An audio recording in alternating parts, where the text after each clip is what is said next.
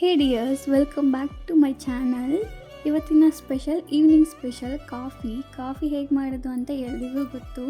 But ಇದರಲ್ಲಿ ಏನಪ್ಪ special ಅಂದರೆ ಸ್ಪೆಷಲ್ ಏನೂ ಇಲ್ಲ. ಇದು ನನ್ನ ಡೈಲಿ ರೂಟೀನ್ ಹೇಗೆ ಅಂತ ಫಸ್ಟೇ ತೋರಿಸ್ದಾಗೆ ಹಾಲನ್ನ ಸ್ವಲ್ಪ ಬಿಸಿ ಮಾಡೋಕ್ಕೆ ಇಟ್ಬಿಟ್ಟು ಒಂದು ಸನ್ರೈಸ್ ಆಲ್ವೇಸ್ ನಾನು ಯಾವಾಗಲೂ ಯೂಸ್ ಮಾಡೋದು ಸನ್ರೈಸ್. ಸೊ ಅದನ್ನು 1 ಪ್ಯಾಕ್ ಹಾಕಿದ್ರೆ ಸಾಕು. ಹಾಕಿ ಸ್ವಲ್ಪ ಚೆನ್ನಾಗಿ ಹಾಲು ಕುದೀತಾ ಇರುವಾಗಲೇ ಹಾಕ್ಕೊಂಡ್ರೆ ಸಾಕು, ಮುಂಚೆನೇ ಹಾಕಬೇಕಂತ ಏನಿಲ್ಲ. ನಾನು daily evening or morning first ಇದರಿಂದನೇ ನನ್ನ ಡೇ ಸ್ಟಾರ್ಟ್ ಆರ್ ಎಂಡ್ ಆಗೋದು.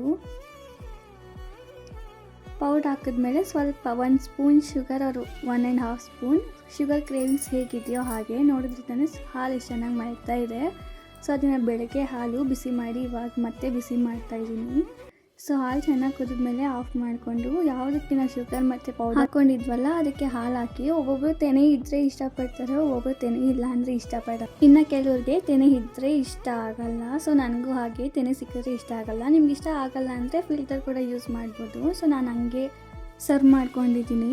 ಸರ್ವ್ ಮಾಡಿದ ತಕ್ಷಣ ಒಂದು ಸ್ವಲ್ಪ ಆರಿಸಿ, ಜಾಸ್ತಿ ಆರಿದ್ರೂ ಅಷ್ಟಾಗಿ ಚೆನ್ನಾಗಿರಲ್ಲ. ಹಾಲು ಯಾವಾಗಲೂ ಸ್ವಲ್ಪ ಥಿಕ್ನೆಸ್ ಆಗಿದ್ರೇ ಕಾಫಿ ಕುಡಿಯೋಕ್ಕೆ ಸ್ವಲ್ಪ ಚೆನ್ನಾಗಿರುತ್ತೆ.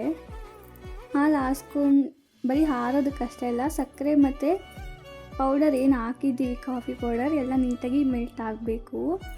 ಹಾಗೆ ನಾನು ಆರಿಸ್ತಾಯಿದ್ದೀನಿ. ಒಂದು 3 ಸಲ ಆರಿಸಿದ್ರೆ ಸಾಕು, ಒಳ್ಳೆ ಅರೋಮ ಸಿಗುತ್ತೆ. ಸೊ ಗ್ಲಾಸ್ನ ಪಕ್ಕದಲ್ಲಿ ಇಟ್ಟು ನೋಡಿದಾಗ ಸ್ವಲ್ಪ ಶುಗರ್ ಇನ್ನೂ ಮೆಲ್ಟ್ ಆಗಿರಲಿಲ್ಲ, ಮತ್ತೆ ಒಂದು ಸಲ ಆರಿಸ್ಕೊಂಡೆ.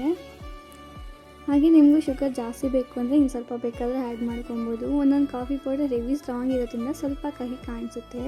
ಸೊ ಆವಾಗ ಜಾಸ್ತಿ ಶುಗರ್ ಆ್ಯಡ್ ಮಾಡ್ಕೊ. Coffee ready.